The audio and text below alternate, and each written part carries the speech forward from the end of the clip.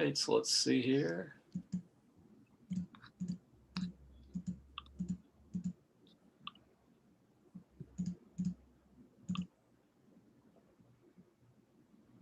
Okay, looks like we're live. I'm gonna go ahead and send over that link to you there, brother. Appreciate it.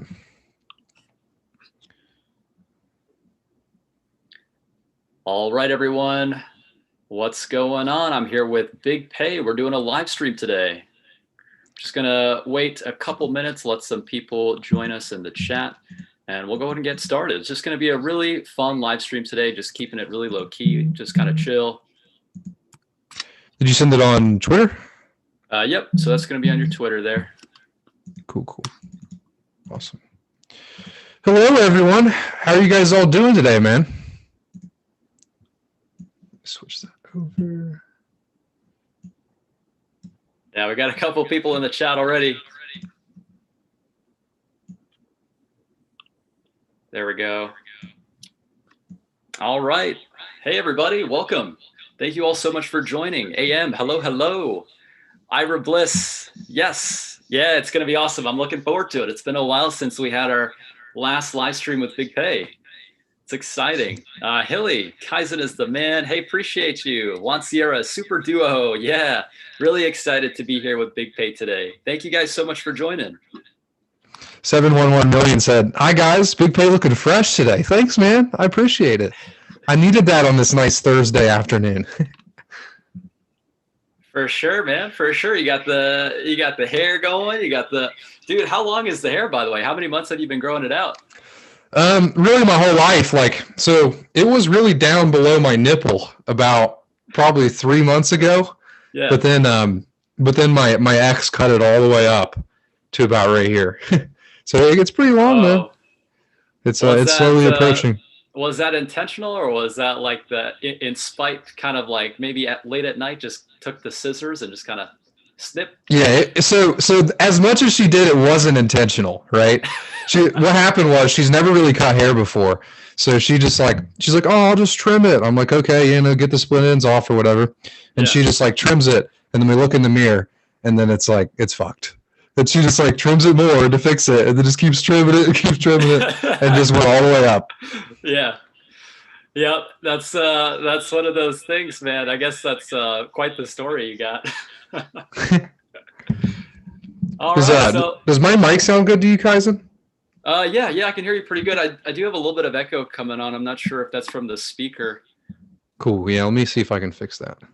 Yeah, can we get a quick audio and video check from the chat? How are you guys doing? I see we got Anthony. What's up, guys? What's going on, Anthony? Thanks so much for joining, man. How is the audio and the video coming through for you guys?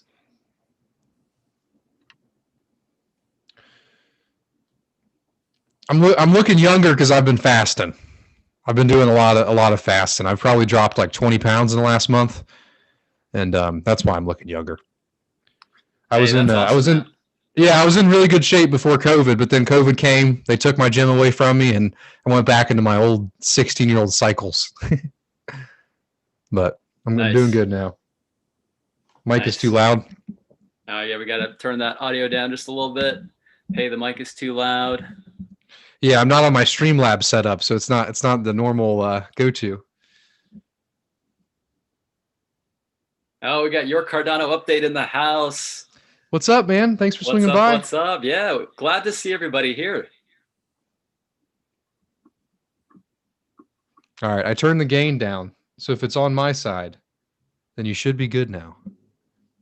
Okay. Do I sound a little better now, KAIZN? That sounds a little bit better. Yeah, I think we're getting audio and video good from the chat. So I appreciate that, guys. All right, so audio is good. Sound is better now, Pey. Okay, perfect. Very cool. But yeah, if you guys have never seen me before and you enjoy this little podcast, all you have to do is go to youtube.com/Big Pey. I also have a stake pool called Bloom. But yeah, check it out. That's all I do. I'm a Cardano content creator. I try to provide educational content. We like to help people over on my Discord server, and then do the YouTube videos. So that's really about it. Absolutely. Yep. Be sure to check them out. I think ticker is Bloom. So yeah, guys, it's going to be a really laid back chat today. I guess, so many things happening with Cardano. Lots of people interested now in the project with so many things to look forward to. We're talking about Goguen. We just had Fund2 conclude with Voltaire. Really cool to see all the progress being made. I know the last time that Pey and I actually got a chance to have a chat was, I think, before Shelly, right, man? It's been a while. So, yeah, it was right before Shelly. And then we did a little 10-minute chat during the summit. Do you remember that? Yeah. Because we were both doing the watch parties. Mm-hmm. Oh, yeah.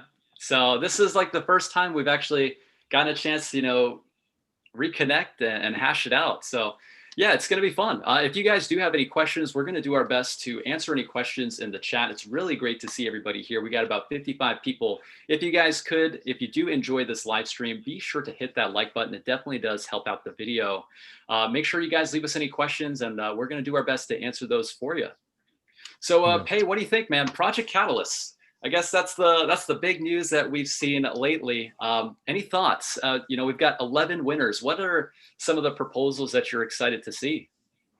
Really, most of them. I mean, most of them. I'm just really excited to see anyone building on the Cardano ecosystem or on the Cardano protocol, because recently, 6 months ago when we were doing that stuff, it felt like there weren't too many YouTube channels. There weren't too many people interested. There was just some devs, there's some passion people, but no one really had the ability to build, right?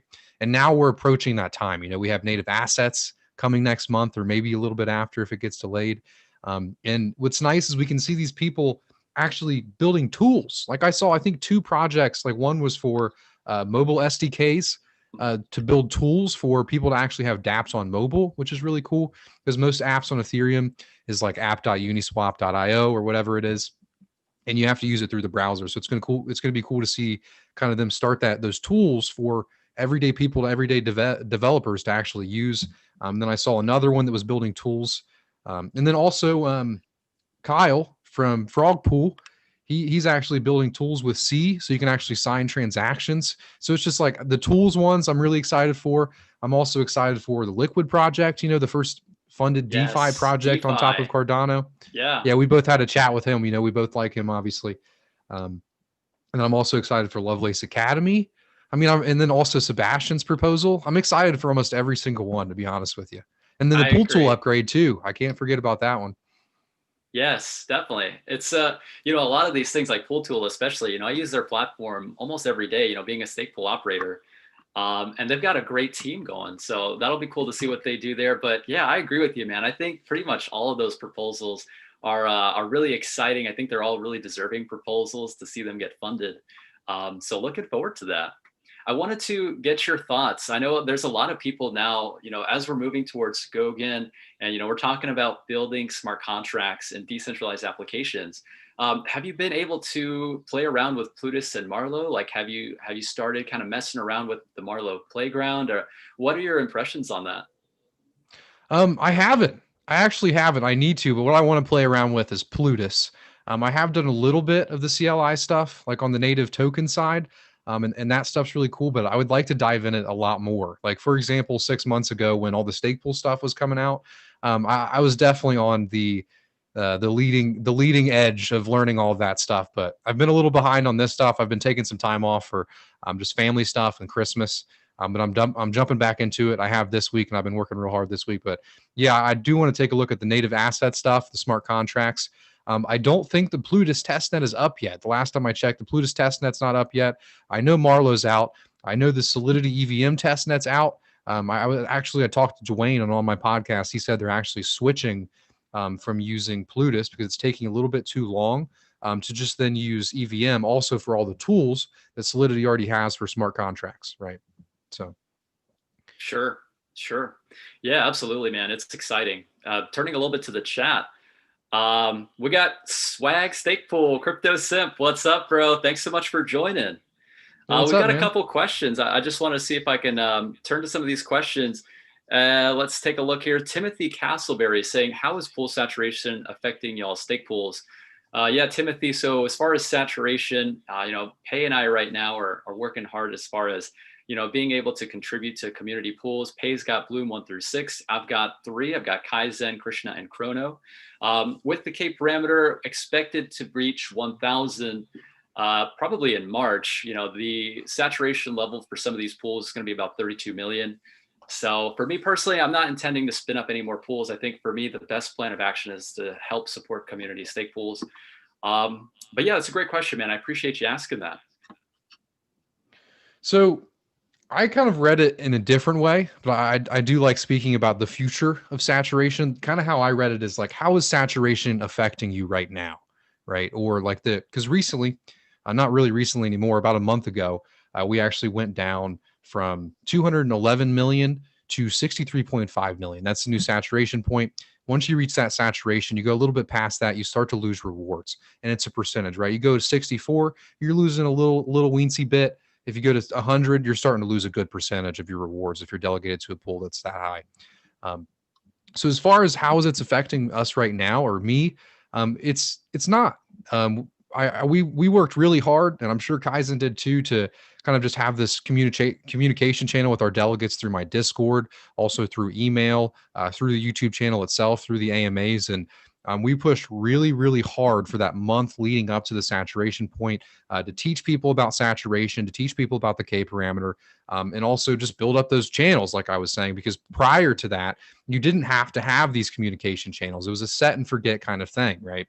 Whereas now, the way it's looking is you're going to have these strong communication channels with your delegates.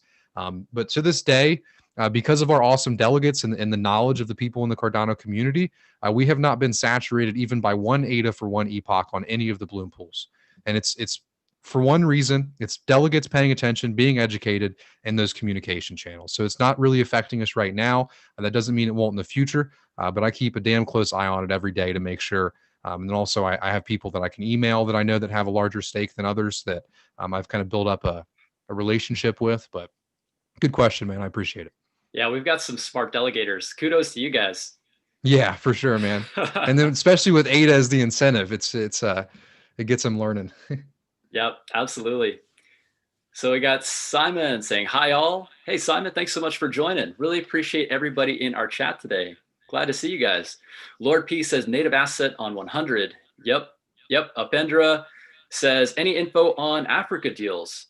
Not that I'm aware of. I think that Charles was, anticipating something. I guess he was kind of alluding to it. I'm not sure if there's anything concrete yet. I know he was talking about something in Ethiopia, but I guess with what's going on there, I think there's like some type of civil war. Not being actually able to go there, I'm not sure if there was something specifically in that jurisdiction, because I know they're also working in other countries, like I think Georgia was another one. But I don't know about anything specifically in Africa. Yeah, so I think something's coming soon. If you watch his AMAs, he always hints at it. He's like, oh, Africa, it's coming, something big, because he kept saying, he was like, December 17th is going to be the Africa Day. It's going to be the Africa special, the Africa special. And he never said that it wasn't going to be the Africa special. So on my channel, I do watch parties, especially for the big events. So I did a watch party and I called it the Africa Special Watch Party. We started it and I was like, yeah, we're going to get some African news. And we waited all the way till the end and nothing happened. And I was like, well, I mean, it was still a good recap of what's going on. We got native assets coming. Still had a great time chatting with everybody. Following that, I watched Charles' next AMA and he still said, the Africa Special is coming soon. I'm like, I thought that was the Africa special. So I do think that we have some big Africa news on the horizon, and they've really been working on that for years, So I think something's really going to come out of it soon, and I'm looking forward to it. For sure. Hey, we've got Ada Frog in the house. Kyle, what's up, man? Congratulations on your proposal. Thanks so much for joining us today. Oh, we got Duckpool. What's up, Duck? How's it going, brother? Thank you so much for joining us today. Yeah, Pey, if you see any questions in the chat, man, feel free to jump in. I see we also got a super chat. The Graph Investor, thank you so much for your support there, brother. Thank you for your videos and time to keep us updated. Absolutely. It's something that we enjoy doing. I know that Pey and myself, have definitely been putting in the work to create the content to keep people in the community updated and educated. So, it's really humbling to see that, really glad to see so much support from the community. Really appreciate that, man. Anthony said, so thanks for coming by, Anthony. I really appreciate that. That's my partner, Bloom. He said, I'm trying to get some of those Bloom and KAIZN tokens. Yeah, for sure, dude. KAIZN token, Bloom token, man, native assets are going to be great. I'm looking forward to Goguen. It's going to be so exciting. Yeah, I am too. Yeah, native assets. So like Voltaire was the big one for me, like the whole voting and proposals and all of that. That was kind of like the big one for me. The next big one is native assets, just to have different currencies in the same wallet.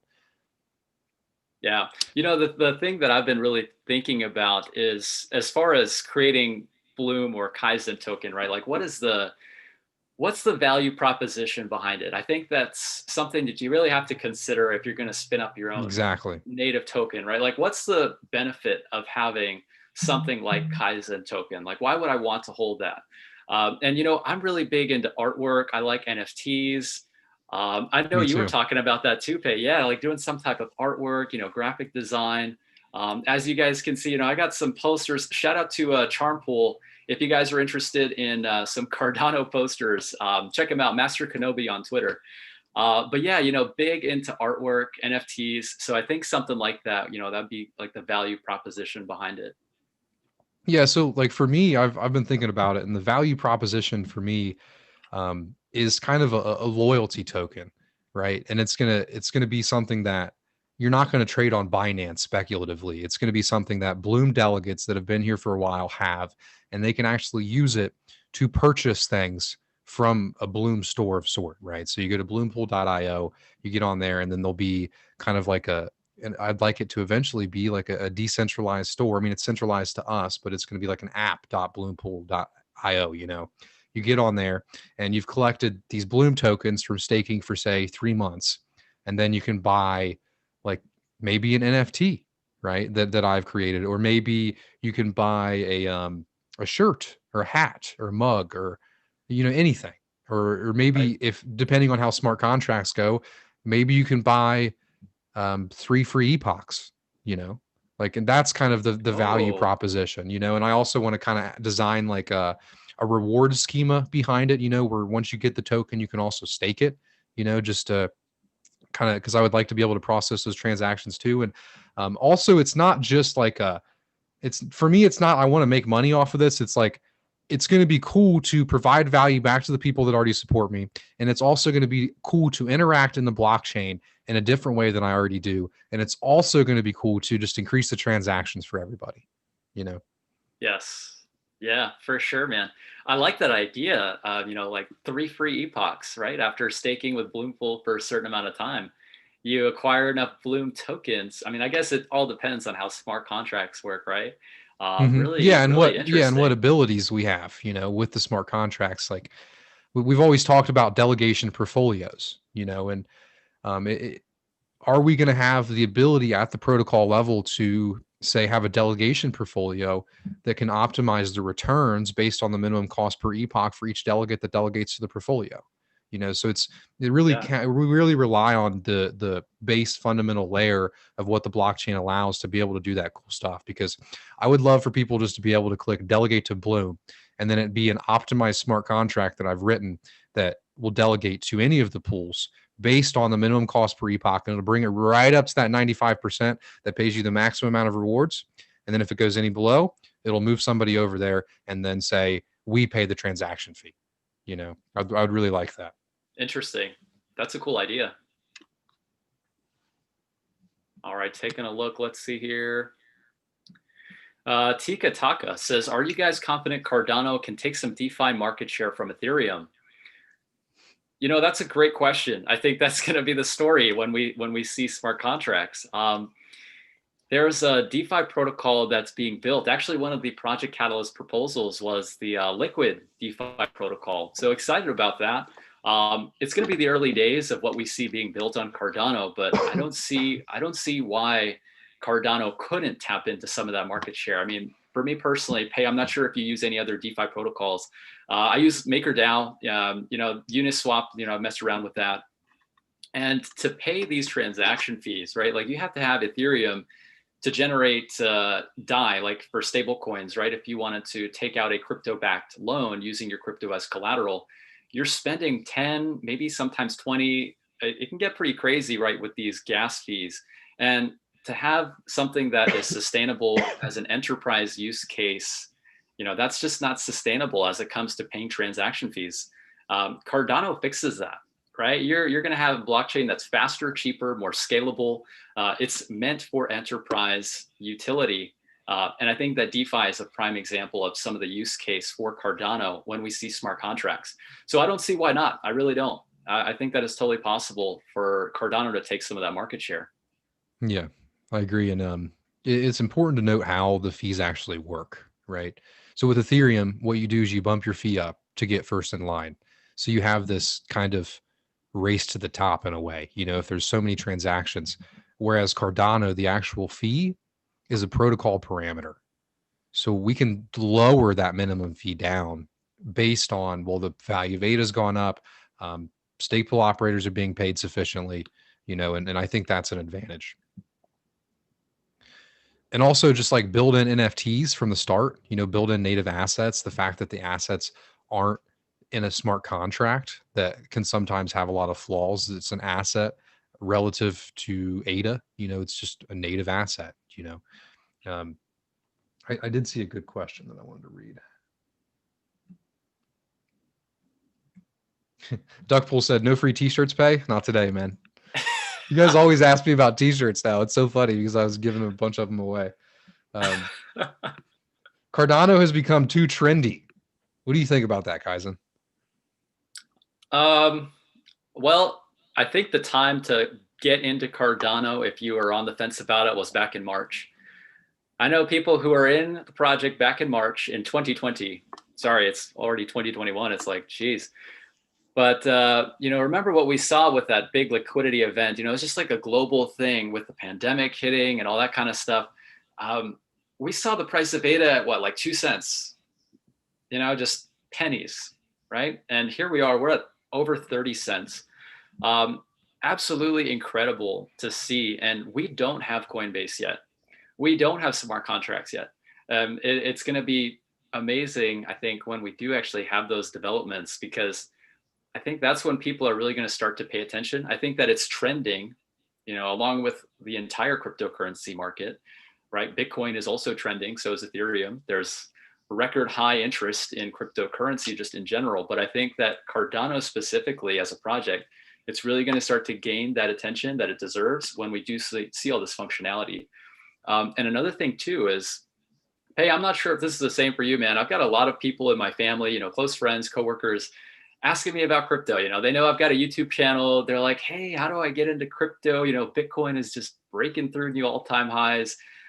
And to think that if I tried to tell them to go onto an exchange like Binance as the easiest way, I think, to be able to buy crypto, they're not going to know how to do it. Most people are looking at places like Robinhood or Coinbase to get started. So we still have to see the infrastructure built to make things easier for use, I think, for mainstream adoption. But yeah, I think that Cardano is trending along with the rest of cryptocurrency. And when we do start to see it easier for retail, that's when things get interesting. Yeah. So I took that question in a different way again. I took it as like, so I agree with everything you said, but I took it as like, it's becoming too trendy. Like the way people are like reacting about it, the way people tweet about it, the way people act. And I don't know. In a way, it's definitely, like you said, the best time was March. It's definitely become more trendy than March, right? There's more people making like bullish tweets, and there's more people kind of just acting like without fact, like just, you know what I mean? Like giddy about it. But I don't think we're too trendy yet. I think Ethereum might be too trendy right now. Yeah. Yeah. Because have you been to other sides of crypto Twitter? If you follow like Bitcoin people or Ethereum people, I don't know. They're way more trendy than we are, because I mean, at the same time, they'll have like an $80 transaction fee, but then say that they're going to be the next financial infrastructure, Right. Exactly. And you can do this. You can do the same thing with Cardano too, but there's kind of a fine line to walk with that. Yeah. I don't think we're too trendy yet though. Oh, we got Larry Scott in the house. Squad. Yep. KAIZN and Big Pey. Appreciate you joining, man. We got a good one from Juan Sierra. Where is the solving community problems vision on your plans for the future of your pools? Well, Juan, as far as what I'm doing personally, I think KRSNA pool, it's like our charity stake pool. That's, something philanthropic that I'm doing just to give back. What we want to do, I think once all this COVID stuff is over, is go to India, right? And, see if we can help spread adoption in India, helping to give back in a charitable way by using ADA. And, there's a lot of people in India that are interested in blockchain technology. So I think that's what we're going to try and do. As far as solving community problems, so there are a whole bunch of organizations, I think, already within Cardano. One of them, most notably, is SPACRA. SPACRA, I'm really interested to see what they are able to come up with this year.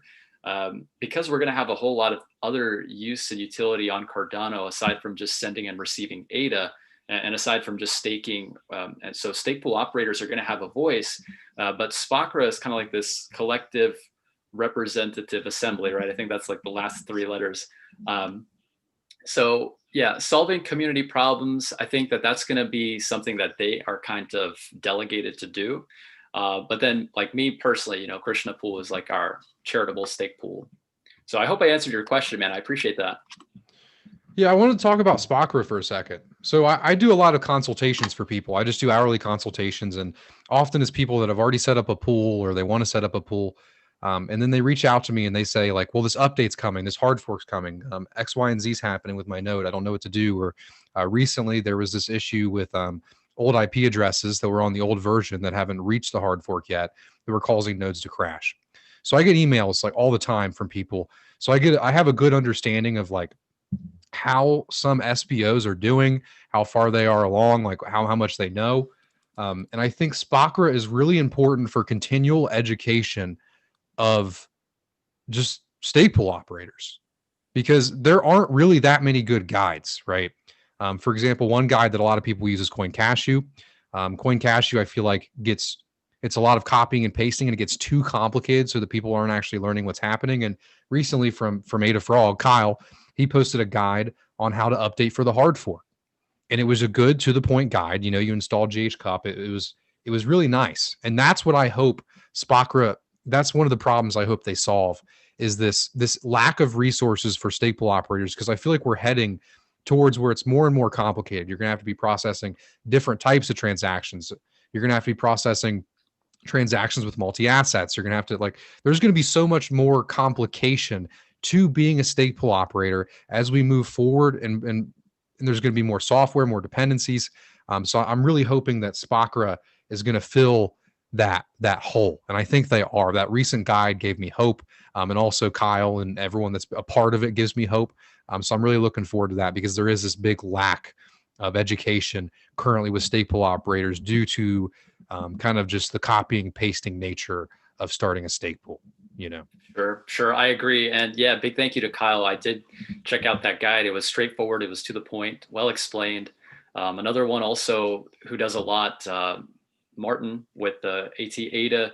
He's always been there to help support. Duckpool also, I'm always glad to be able to reach out to my friend Duckpool. So yeah, I agree with you, man. I think that the education aspect of being a stake pool operator, because you're totally right. As far as managing your keys, now we're going to have things like native assets. How is that going to add a little bit more challenge for stake pool operators, who are getting by with just the copy paste? Right now, you actually have to understand how this is going to work. So I agree with you there.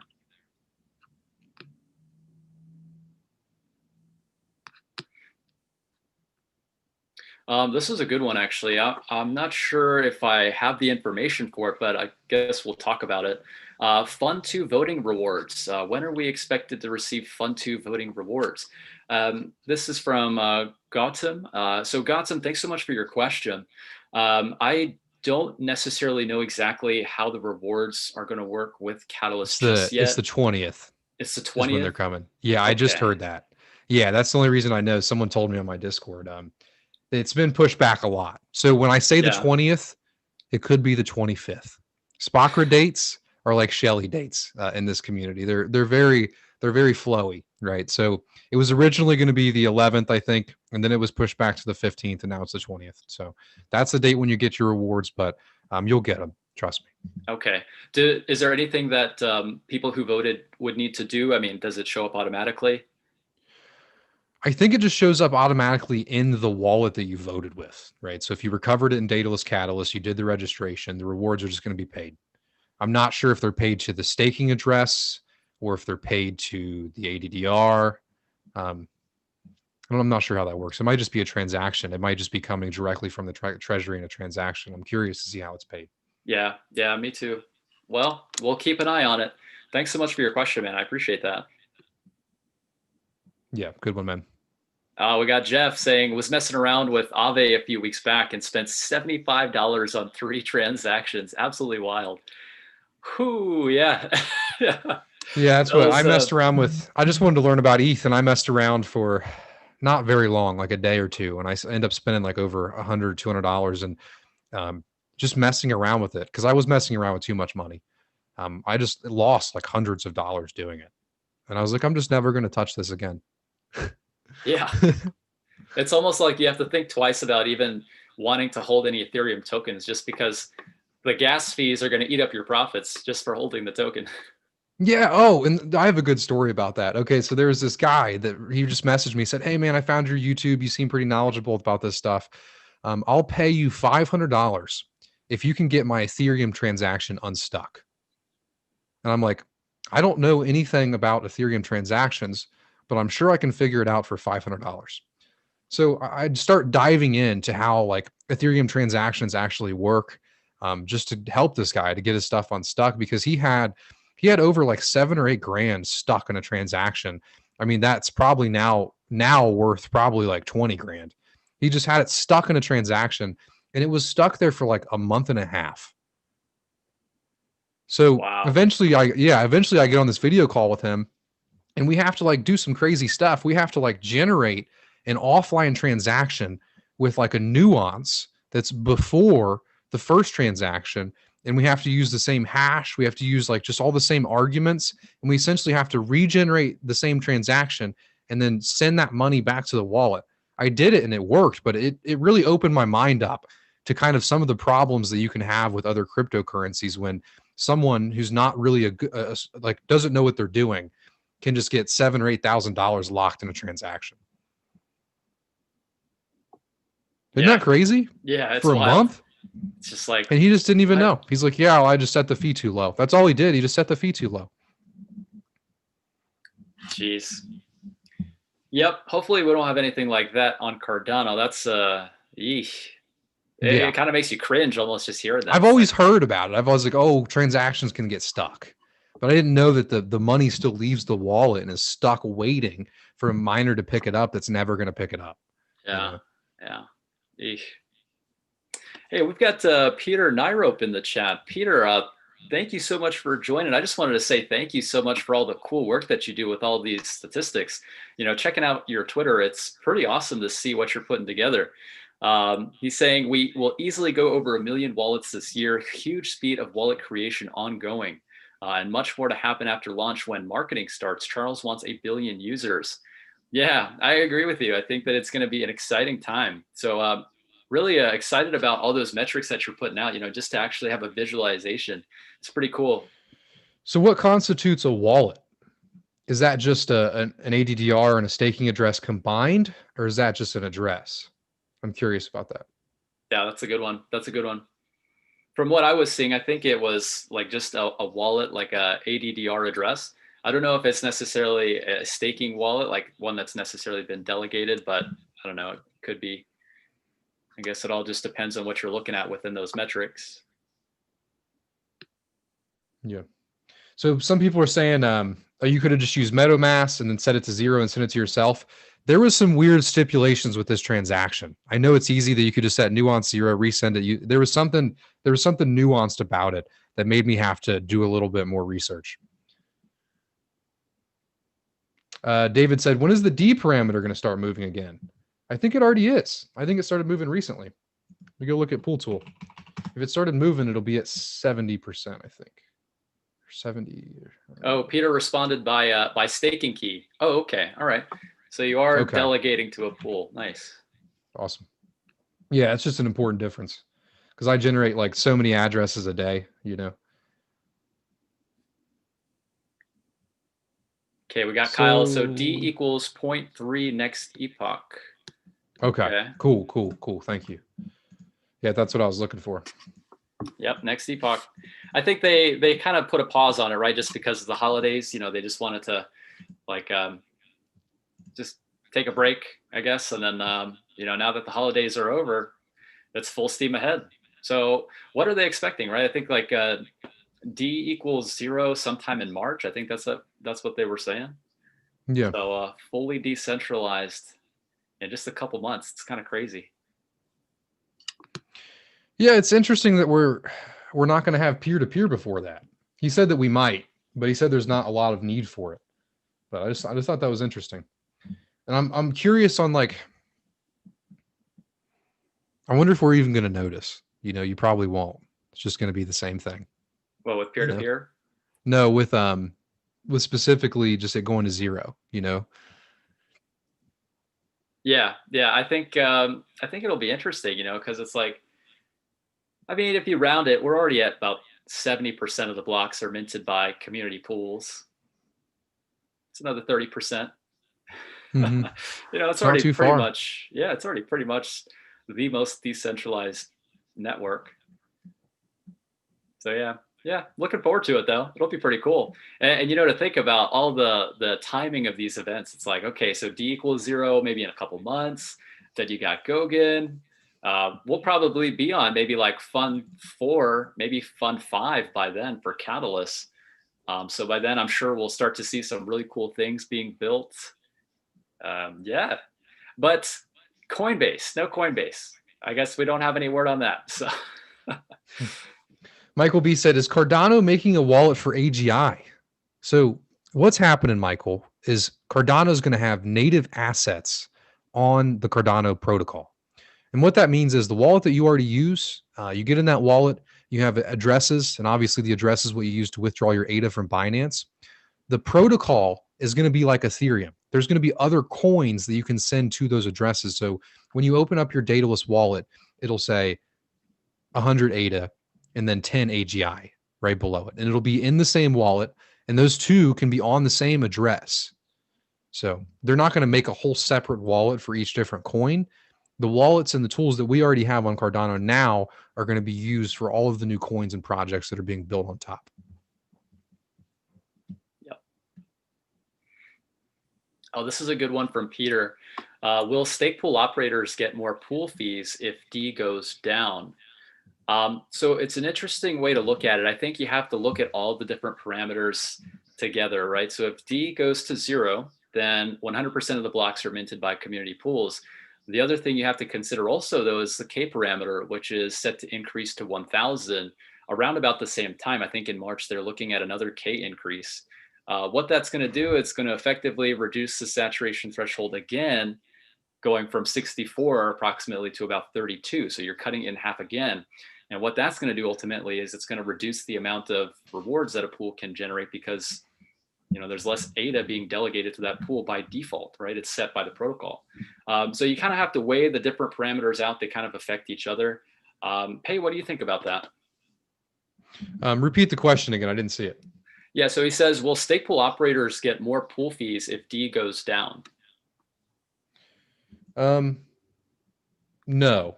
So yeah, you kind of hit it on the head. And I wanted to touch on one more point. The way it works is they want everyone to be paid the same rewards from D equals 0.9 to D equals 0. The only issue is it takes longer to get the same amount of rewards. So if 90% of the blocks are being made by IOG and 10% of the stake pools, we're going to get the same amount of rewards. It's just going to be in, what would that be? That would be like 10x of the time. So it just takes longer. So each block that you get gives you more rewards. And then as the D parameter goes down and down and down, the block rewards goes down. But since the stake pool operators, are creating more blocks, you get the same amount of ADA over time. So each block's less, and then more blocks, so we're going to be paid the same at D equals 0 as we would be now. And this is a good thing, especially for people that are just starting out, because when we first started out at D equals 0.9 and 0.8, it was very rough for small stake pool operators with, say, a million ADA, because it would take like 4 epochs or something like that to get one block. And to really get your kind of toes in there, you have to get a block an epoch, in my opinion, to really start building up delegation, because people like to see the rewards every 5 days. So as that D parameter comes down, it makes it a little bit more easy for those operators. But also as total stake goes up, it makes it a little harder, Yeah. And to touch on that too, I think when we see Goguen and things like native assets, talking about rewards generated for stake pool operators, it's not going to be just ADA that's being sent across the network now. We're going to have these transactions for native tokens on the network, and these stake pool operators are going to be validating those transactions as well. So stake pool operators have the unique opportunity there by being able to actually earn rewards in these native tokens. So I'm interested to see how that works too. Yeah. I'm also interested to see how like we pick and choose which ones that we want to process, do we essentially just generate, say, keys for the other asset, the same way we would, or do we not have to because there's no pledge attached to it? I'm very curious on kind of all of the little nuanced details of all of these different assets. So Renee said, thoughts on Coinbase delay? It doesn't bother me, man. Coinbase is cool because people in New York could buy it. It's also cool because it's easy. You say, oh, download this app on your phone. You can buy it with your bank. But I'm not really a big Coinbase guy. To me, they've kind of, I don't know, with how long they've taken on this and how they just completely disregard it, it makes me just not, I didn't really like them in the first place, but kind of the reaction to this is kind of just like, I'm not going to sell I'm not going to sell when it pumps anyway. So it's not really going to change anything for me other than my mom's going to be able to buy it easier, There's another good question. Oh, BTC and Daedalus. I like this one. Oh, so I would love to have wrapped Bitcoin on the Cardano protocol, and it's for one reason. We were talking about this on my AMA last week. I was like, so tell me how BTC is going to be a store of value for everyone in the world when the transaction fees right now are like $10 per thing that you send. $10, which, you compare that to Ethereum, it seems pretty cheap, but that's not a good store of value for, say, even someone in the United States working on $12 an hour, and they take $100 or $200 out of their paycheck every month to store some value for long-term security. And they have to pay $10 out of that 100 or $10 out of that 200. So either 10% or 5% every time they want to add more BTC into their wallet. So their only option is to leave it in exchange, right? Well, Cardano could fix that, right? Because if we have wrapped Bitcoin on top of the Cardano protocol and it's only a 0.178 fee to do that, you can still use BTC as a store of value without paying the fees that you would using actual Bitcoin. And I thought about that and I was like, dude, that's awesome. Like it made me hype. Cause like, I don't know, with the transaction fees as high as they are, imagine someone working in Africa and, their income in Africa, and they have to pay $10 every time they want to withdraw their decentralized currency from a centralized exchange. It's just, well, what if it goes to 100,000 like we all think it will, or 200,000? That's scaling it the same way it is now. 100,000 is going to be probably $24. Double it to 2, that's $48 per transaction. And it does worry me. I bet there's people thinking about that though, for sure. Yeah, I think Kyle had an interesting one. Fully integrated DEX and Daedalus, a one-stop shop. That would be pretty cool to see. Yeah, it would. The only thing, it has to be like with that though, you have to prioritize somebody though.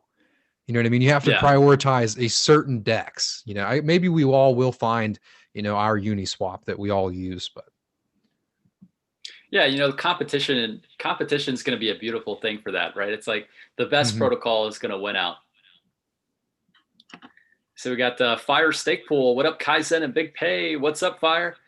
Thanks so much for joining. Guys, we've got 148 people watching the live stream today. Thank you all so much for joining.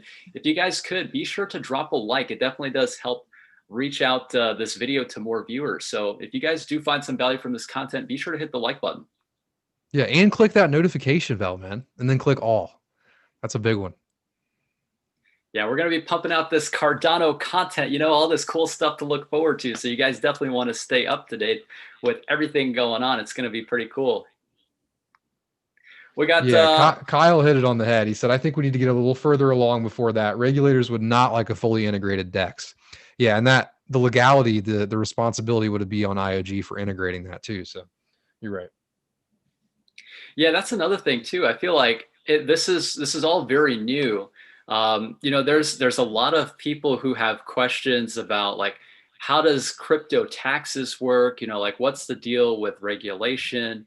I did see a question on here about Tether. I wanted to just quickly touch on Tether too, but this industry is pretty new, right? So there's still a lot of gray area for me, especially, and the business of running a stake pool. Like what are the things that you have to know about as far as filing your taxes depending on what regulation that you're coming from. I personally have a lot of questions on like what's the best thing to do from a business standpoint, and keeping your nose clean, so to speak, with the IRS, right? And being involved in crypto, I think that now they're starting to pay attention, right? They're like, oh, this crypto thing's not going away. So yeah, it's one of those things, you got to be careful, especially as you're dealing with cryptocurrency and just paying attention to the regulations for all of that. It's scary because it's in such a gray area, right? I mean, all you can really do, because it's in a gray area, is operate with, the morally operate correctly and try to follow each litigation and try to follow it as you interpret it. And really the only way you can do that is if you talk to a lawyer that understands those laws. And it's hard to find a lawyer that knows cryptocurrency or an accountant that knows cryptocurrency, I mean, yeah. Because I'm operating now 2 businesses that interact with Cardano that are primarily funded in ADA. All the earnings are in ADA. And am I just going to take that to a random tax guy in Ohio? Exactly. I mean, the options are probably just getting upcharged, like a crazy amount, So if you're an accountant, maybe you should learn about this stuff. But I mean, think about if you're operating a business and you do 2 transactions a day, that's going to be hard to keep track of, especially if you're also spending out of that same wallet, and then you have to pay yourself. So then you pay yourself. And then when you pay yourself, you pay it to another wallet. And then in the other wallet that you paid yourself to, you have to send that to an exchange. And then you exchange that for USD, if you're selling the ADA, and then you withdraw the USD in your bank account. Yeah. So just to pay yourself USD to spend on the business, I mean, you're having one transaction and then another transaction and then another just to have it in your bank account. I mean, to me, that sounds like an accounting nightmare, Yeah. And it's like, would all of those transactions be considered taxable events? I mean, yeah, exactly. An accounting nightmare. Yeah. Yeah. Well, and also the capital gains on the difference, right? Because I pay myself, and then when I pay myself, I have to pay income tax on that. And then let's say it goes up 10 cents or whatever before I sell it. And then there's another transaction on the capital gains difference on top of the tax from me sending it to myself. And then it's just so much, man. I know. It's crazy. I wanted to just briefly touch on a question from Stephen Hill. Thank you so much for the question. He's saying, what will happen to Tether tomorrow? A lot of people may be searching for new investments. So Stephen, I think as far as what you're referring to, so there's been some things going on with Tether. I'm not sure if they've actually gotten with like this lawsuit. I checked out a video from Journey Crypto, and I guess, they've been under scrutiny. And the thing is, if they've actually got the backing for the funds of all the Tether that's printed, right? So that's what's going on right now with Bitfinex and the SEC and all that, just trying to figure out if they've actually got the collateral backing the Tether peg 1-to-1 on the US dollar. As far as what's going to happen with that, It's really hard to say. I'm not entirely sure. Tether, I think, in my opinion, isn't the stable coin where I would want to park my wealth, just because of we've seen issues with Tether in the past. There's another one, USDC coin. I think that one is pretty good as far as stable coins go. But as far as people looking for new investments, I think that having a decentralized cryptocurrency is the way to go. You know, if you're going to trust Bitfinex printing Tether and then trusting their faith, saying that they've backed the Tether 1-to-1 with US dollar or US dollar equivalent assets, I mean, you're essentially giving that trust to Bitfinex, right? So with a decentralized cryptocurrency like Bitcoin, like Cardano, it's trustless, right? So you know for certain how much ADA is out there circulating. So yes, I do think that people will look for new investments. And I think that if there is a fallout tomorrow, I mean, it's hard to say, but if there is anything happening with Tether, I think that we'll likely see the value of real crypto assets go up because people are looking to park their money elsewhere. So yeah, thanks for the question, man. I appreciate that.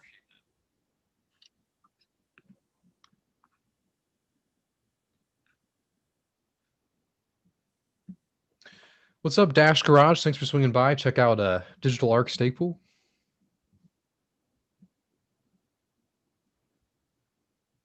T-Wom said, will ADA reach $10 this year?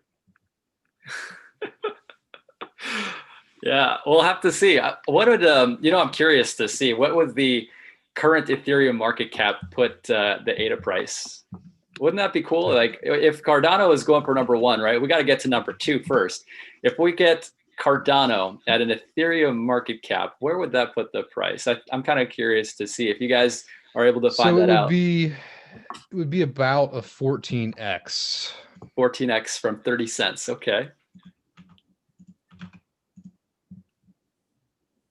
So we'll just say 15x to make it easy. So that would be 550. 550. Yep, that's the best thing I learned in calculus is just random quick math. ADA will 13x, ETH will 20x, Chainlink will 66x. Link is your best option to become a millionaire. I don't know if I agree with that, man. Oh, Jeff said, check out Coinly for taxes. Uses API with most exchanges and inputs for staking, rewards, and other transactions. A little work involved, but definitely easier than completely doing it manually. Hey, thanks, man. I'll check that out for sure. You know, just trying to keep up with all these transactions, looking for some easy to use software. So I'll definitely check that out.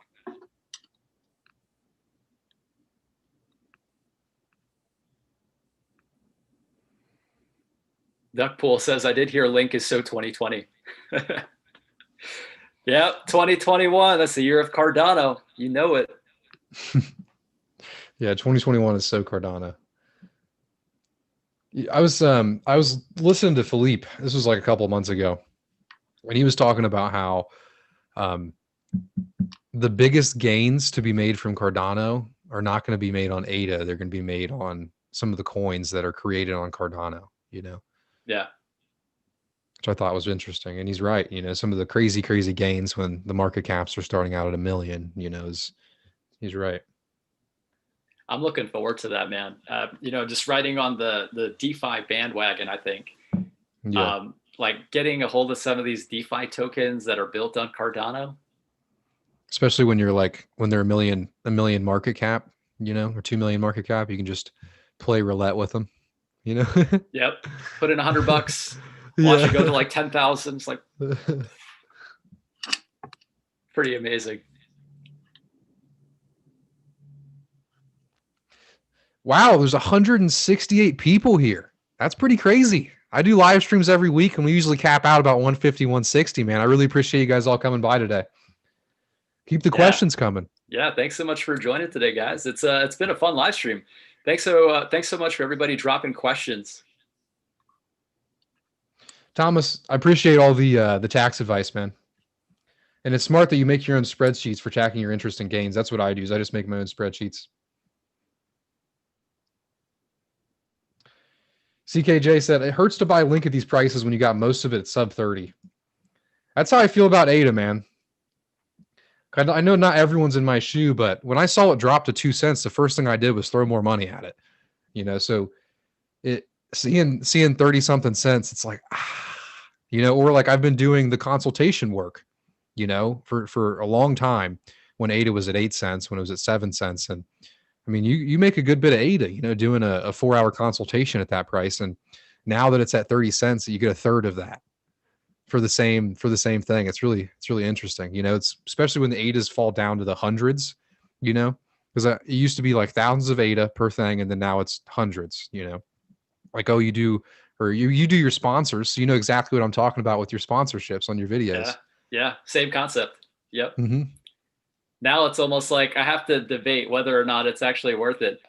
Because for me, it's to put more fiat into it. It's just like, well, I'm running the stake pool, so it's like, and you're earning passive ADA, so it's almost like you got to go in your mind. It's like, well, do I want to? Mm-hmm. Yeah, and that's what I don't put any fiat anymore. I just kind of do work, and then most of the work I do for ADA, I just keep it all, and then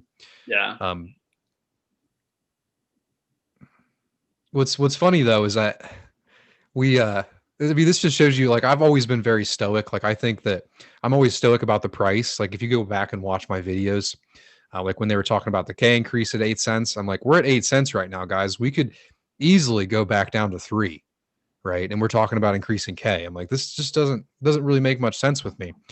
And like, it was so bad. I was so stoic about the price because I made it through all of those dark times at 3 cents and 4 cents and 5 cents for so long that that's just the mind state that I was in. And when someone's like, hey man, can I do a consultation for ADA? And ADA was at 15 cents.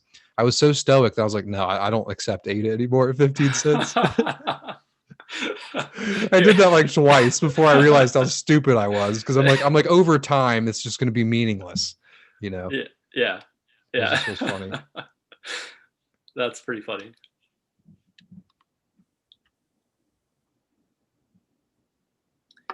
Caspers says, is it worth to build a stake pool? Well, it really depends on your vision and what you want to do with the Cardano project. As far as running the stake pool, for me, it's been a great learning opportunity, if anything. And, the income that it's generated has just been a byproduct of the work that I've put into it, right? It's a lot of work.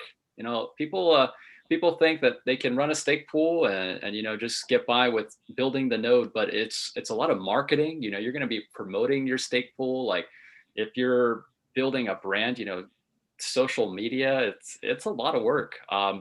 So yeah, if you're willing to commit the time, if you want to go through the investment of work involved to set up the pool and put your brand out there, then I would say go for it, especially if you plan on being within the ecosystem for a long time.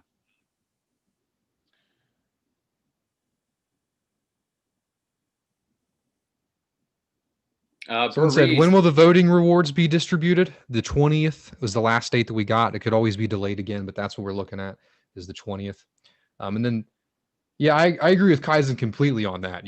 It's a lot of work, especially now for you. It's probably mostly marketing. All these videos that he does is a part of the stake pool stuff, because you can get on there realistically and copy and paste everything into a Linux node, have somebody kind of help you and get one up and running, which I don't approve of. But right, really the hard part is not the Linux, not the networking. It's the marketing. It's the trying to find a way to distinguish yourself from your competitors. Because the price is up now, so there's definitely a lot more money going around. But when we were at 8, 9 cents, 10 cents, there wasn't as much. Yeah. Yep. Richard says, hi guys, why don't you two make a new podcast like the Cardano Effect together, subject like following up on funded projects, and go for the next funding round? Yeah, that's one thing I'm really going to miss. Hey, I'm sure you can probably attest to this too, the Cardano Effect. When I saw that they, had to pull their proposal and, we're not going to have any more Cardano Effect, that really got me, because I've been watching Rick and Philippe for a long time, like since I started with Cardano. Yeah. That was like the platform, where I would go to for all the information. And it's kind of sad. And unfortunately, neither of our proposals got funded for Catalyst. I know we were talking about this before we screw started. You guys. I know. Come on, guys. Yeah, KAIZN over here got more dislikes than likes. What the hell? So that just shows you how much like anti-podcast sentiment was in. Yeah, this is crazy. So yeah, I mean, as far as creating a podcast for Cardano, I'm just going to keep up with the videos. Pey, are you going to continue with the Cardano Aura? What's your plans there? So yeah, I mentioned this actually in my video earlier, and when you guys are done with this, you should check it out. It's going to be at youtube.com/Big Pey. I go over all the proposals that got funded, what they do, what they're going to do. Pretty good video, but I talked about this. What I think I'm going to do with the Cardano Aura is I'm not going to just end it. I may go for funding in the future, but I don't think I'm going to do it in Fund 3. But it's going to be, I was going to do 52 episodes. It was going to be like the Cardano effect in the sense of it's constant. It's a thing that you always know is going to be there. It's a lot of work. I've put a lot of time into it, but because it wasn't funded, I'm actually going to make it a less frequent thing. Instead of an episode every week, I'm probably going to do 1 or 2 a month, but the goal for them is to be like bangers, like just good podcasts with great guests that I've kind of vetted a lot, that I've already looked at their proposal. I already know about it. I already know everything about it. So I can ask like important questions.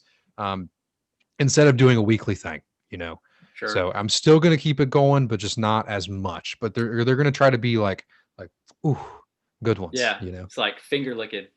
Yeah, exactly. That's cool, man. Yeah, I agree with you. I think I'm gonna do about the same. Just keep up with the content, but it might not be as frequent. So. Kush Patel says, KAIZN, nice poster in the back. What does it say? Yeah, thanks so much, man. I appreciate that. I'm glad you enjoyed the artwork. So this one right here, this is from Master Kenobi from Charm Stake Pool. Big thank you to him. He does a lot of cool things with graphic design and artwork. So I went ahead and blew up one of his designs and created a poster. I really like that one.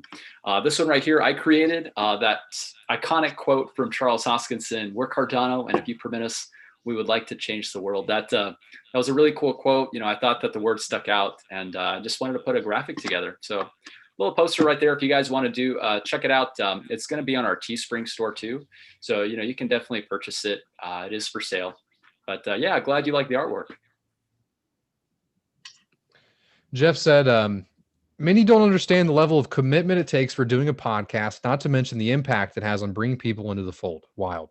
Yeah, I agree completely. I understand that, like, from the outside, it's like anybody can just pick up a camera and do this. And like some of the stuff that I make specifically is like simple, but actually doing a podcast where you have a guest on, where the goal is actually of educating people and bringing people on and like actually designing the podcast, that's a lot different than me just turning on the camera and reading an article. You know what I mean? And that's what people don't see, I think, is, like you said, the impact it has on bringing people into the fold.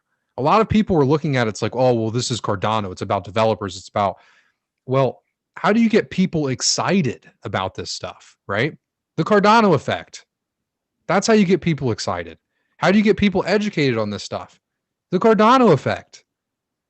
How do you bring light to other people in the community that are building, right? Or people or stake pool operators, for example. Dude, the Cardano effect did so much for Bloom and so much for Ada Frog and so much for all of these other pools that wouldn't have happened without the Cardano effect, right? As far as like value, the Cardano effect brought most of the value in the past year than anything else, I would say, other than the devs, and that's why it's so crazy to me that people don't see the value of bringing podcasts in, because I've had so many people message me and say, I found Cardano because I saw your passion about this cryptocurrency.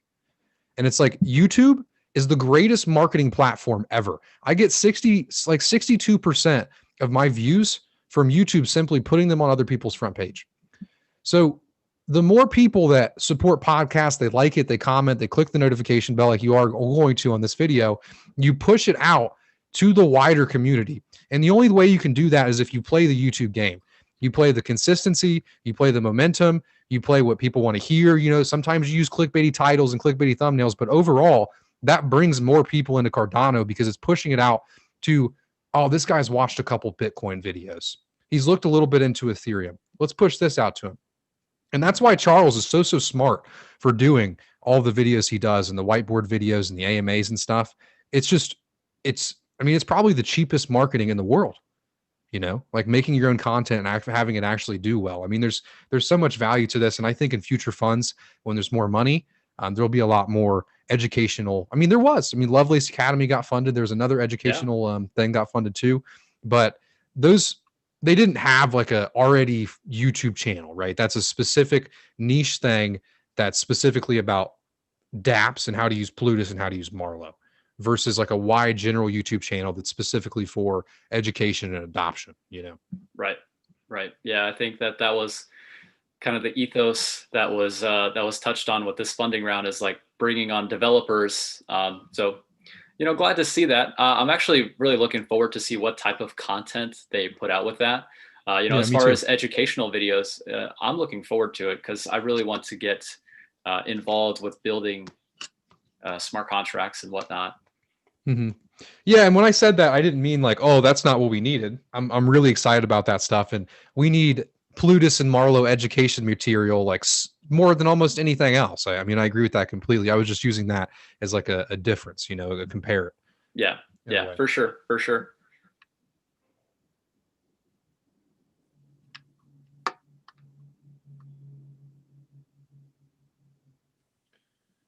Hey, thanks, Jeff. I really appreciate it. Yeah, Jeff and Ada Kyle. Frog said, Ada Frog said TCE leaves a big gap. It does, man. Yep. It really does. I wish I don't know, I wish I heard the story, like why they were closing, Like I want to know what happened. They were so vague and so mysterious about it. Cause I would have just been straight. I would have got on there and said, yep, we don't got no more money or funding or, we're just not interested.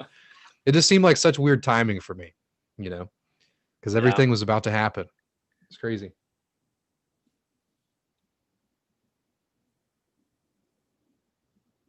Oh, this is Josh says, hey lads. And then we've got Dorse Savage saying, what about Cardano's on-chain Oracle? Do stake pool operators help facilitate this function?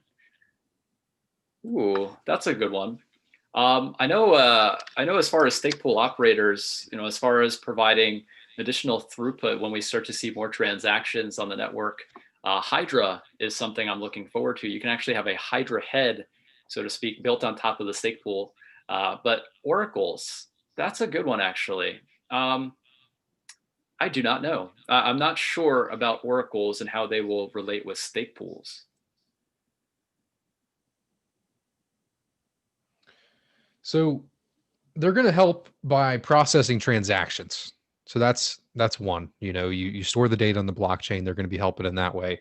But I think a lot of stake pool operators, even though it's not going to just be added, from my understanding, it's not going to just be added to something that we already do. Most stake pool operators, because it's going to be a different revenue stream, are going to be doing that as well, from what I understand. Yeah, we've got Matazus saying Oracle pools are for SPOs as well. Oracle pools, yeah. Another project that's been doing some really cool stuff with that is Ergo. Hey, I know you actually got a chance to speak with one of the lead devs over there with Ergo. That's a really interesting project too. I think they're doing some pretty cool things there.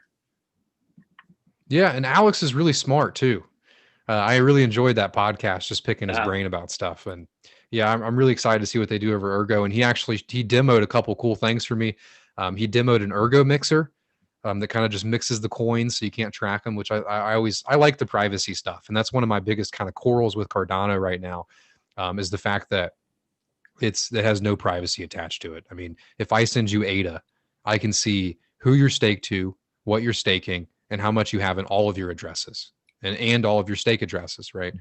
But at the same time, XMR is getting delisted from multiple exchanges because it's privacy. So it's, that was really cool. He also showed me the NFT marketplace they had on there. He showed like they were bidding on like the first ever NFT. I thought that was pretty cool. But yeah, I really enjoyed having them on. I always like people like demoing stuff, and it's cool to see like utility on a blockchain. I love that. Nice. Ada Frog said it was touchy. Perfect storm. Yeah, and he's talking about TCE, but yeah, I agree. He said Catalyst delays, understanding that TCE would be community funded, low catalyst amount for Fund 2, community pushback, and the lack of CF leadership to recognize the impact of losing TCE. I agree, man. Yeah, that was a tough blow. And the timing of it all too.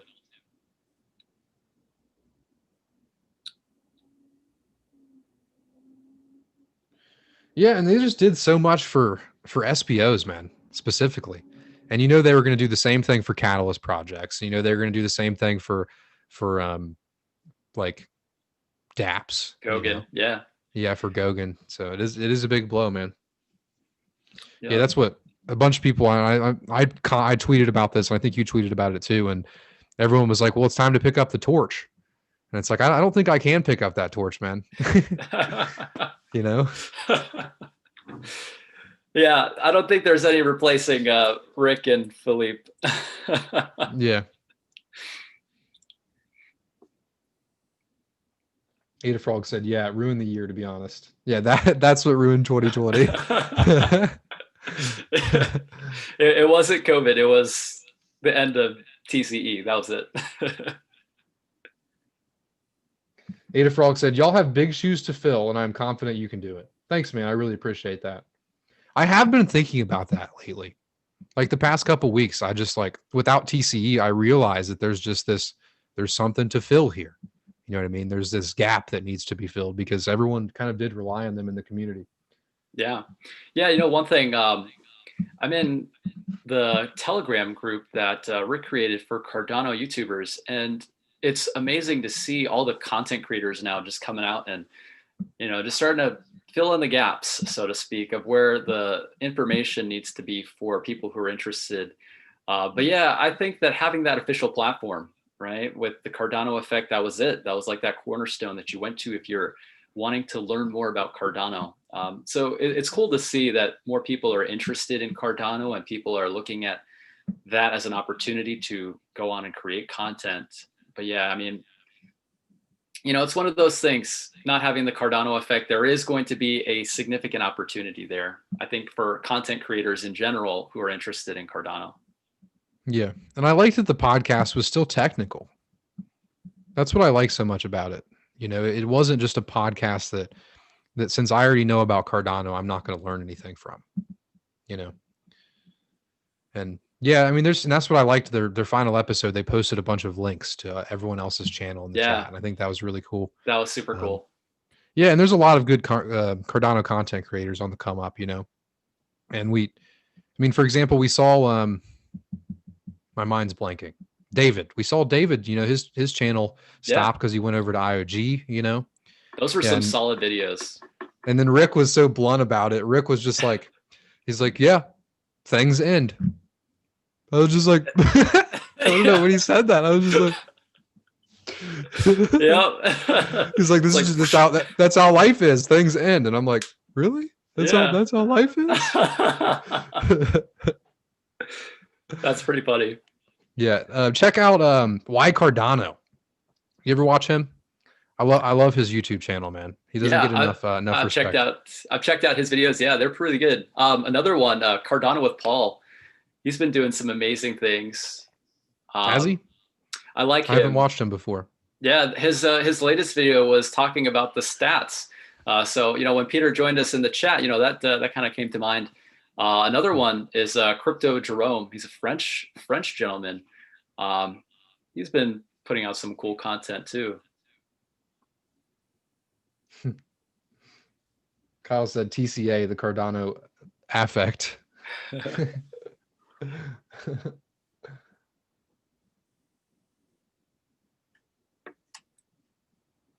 Richard said, restart a TCE and go for Fund 4 or 5. They'll sue us. I'm just kidding. Yeah.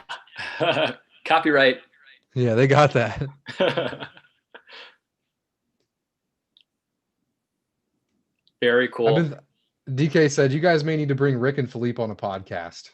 Dude, that would be such a good Cardano aura. To have them both on, call it the Cardano affect, you know? Just kind of talk to him. Yeah. Dude, that's a good idea, man. It's like a blast from the past. Yeah. Just give it a little bit more time to settle, maybe February. Yeah. My birthday's next month. I'm like, will you guys come on for a birthday present?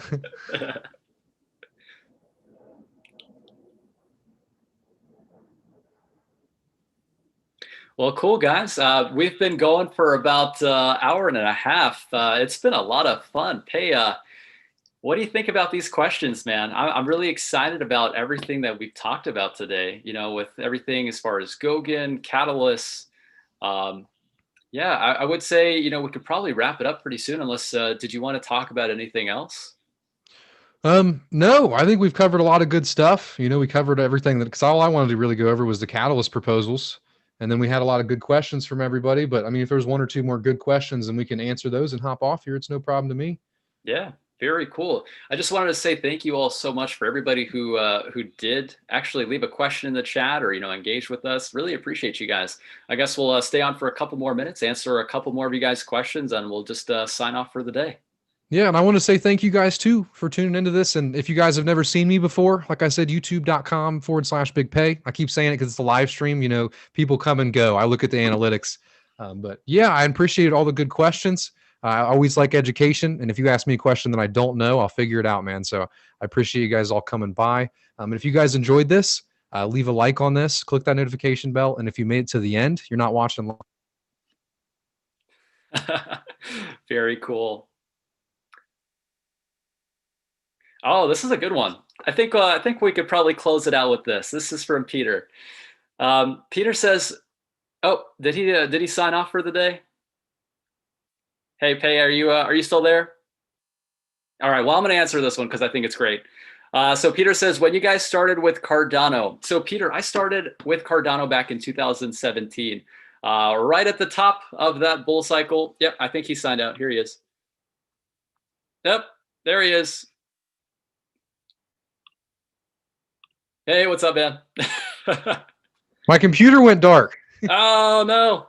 Yeah, no, I came back and like even though we were still in the chat, the audio was messed up. But we can see if we have any good questions. Yeah. Just wrapping it up with this one, man. So Peter asked, when you guys started with Cardano. I was just explaining. I started back during that peak euphoria period in 2017. You know, everybody was talking about crypto, talking about how do I get involved, and you know, I saw Cardano based on, you know, doing some research, and I came across Charles Hoskinson's whiteboard video. You know, it's pretty mind blowing to see the vision that he had at the time, and to see it now going through the entire process, and you know, being along the journey to see it really evolve from that whiteboard, you know, an idea on a whiteboard, now actually being implemented in the real world. So I started back in 2017. It's been quite a ride. You know, after that was 2018 bear market. No idea what I was doing. Got completely wrecked. 2019, 2020, started the stake pools, and here we are. So yeah, what about you, man? When did you get started in crypto? Yeah, so crypto, I had some Bitcoin as I was so young back then. I mean, I was younger than, yeah, I mean, I was probably like 13 or 14. Someone sent me Bitcoin. I lost it, of course, because I was 13 or 14. They sent me Bitcoin as a Minecraft server donation. I used to host servers for Minecraft people, and I loved doing it. It was so fun, like just kind of doing the game scheme, you know, to figure out what was fun. And didn't really think much of it. You know, I didn't have any bad things happen to me in my life. You know, I didn't have any need for financial freedom or decentralization. I didn't have any real world knowledge to see why it was important. Fast forward to 2016, I bought like half a Bitcoin, I would say, for a few $100. And then 2017, I was mining very, very hard. I loved mining. I always loved computers. I was building rigs, and I was just GPU mining. I started off with Ethereum, and then I kind of just started doing whatever was most profitable. And then I had a buddy tell me about ADA, and I said this on Twitter, but this guy actually ended up robbing me at gunpoint a year later. It's just crazy. I heard about that. Yeah, and that's just the funniest thing to me ever is the fact that he's still in jail for that, and eventually he's going to get out and check his ADA bags, and then he's going to look up how to stake, and then see my face. That's just the funniest thing ever to me. So then he told me about ADA, so I just started looking into it. I watched the whiteboard video, and then from then on, I started mining all of that I mined, all the Ethereum, all whatever I mined. I just traded it all for ADA. You know, I just mined whatever was most profitable. I moved it over to Binance and traded it for ADA. And ever since then, I've been pretty much an ADA maximalist. I think in 2018, I had the vision of a stake pool. I essentially wanted to do what I love doing, mining, but kind of the next step with proof of stake. And I kind of just started planning, and my initial plan for this stake pool, it was going to be a 0% pool. I was the first asshole ever back in 2018. What? I did not know that. Okay. Yeah. So my plan was a 0% stake pool. And it was going to be all funded by community donations, right? Say like a Patreon or an ADA donation. I was just going to have it all in the description. I was going to offer the pool up for free, as a thank you for everyone that watches my channel. Yeah. But then after making videos for another year and a half, I realized that little to no one donates anything, So I realized I had to change the fee structure, change the business model. And I actually have a video on my channel from 2019. It was like March of 2019. And it was my 0% pool design, and then your Cardano update actually commented on it all the way back in 2019. It was under a different channel name. Yeah. And it's cool to see us all like kind of be here. Like for example, you said Charles's vision, right? We based our vision kind of from his, there was like lower, but I mean, dude, you had a vision, right? I mean, I had a vision, this YouTube channel, the pool, all of this. It's cool to see it all come into fruition, right? Because we had 170 people watching. When we did this in March for Shelly, we had 40, man. You know what I mean? And it's crazy to see it all come together. It's pretty awesome, man. And I have fun doing this stuff every day. And it's crazy to think that in 2017, when someone said, "Hey, check out ADA," this is where I would be 3 years later, Right. Right. Things happen in mysterious ways. Yeah, here we are. Ada Frog says 0% pools suck. LOL. Yeah, that's why I said I was the first asshole in the ecosystem. That's too funny. All right, you guys. Well, I think on that note, we'll wrap it up for the day. I just want to say thank you again so much. I had a lot of fun. I hope you guys enjoyed it. Hey, thanks so much for taking the time, man. It's always a pleasure to chat. I hope we can do this again soon, especially with all the things coming up. For sure, man. Yeah, no problem. I really appreciate you having me on. All right, man. Well, you take it easy. Thank you so much again, guys. Take care. Yep. See you guys.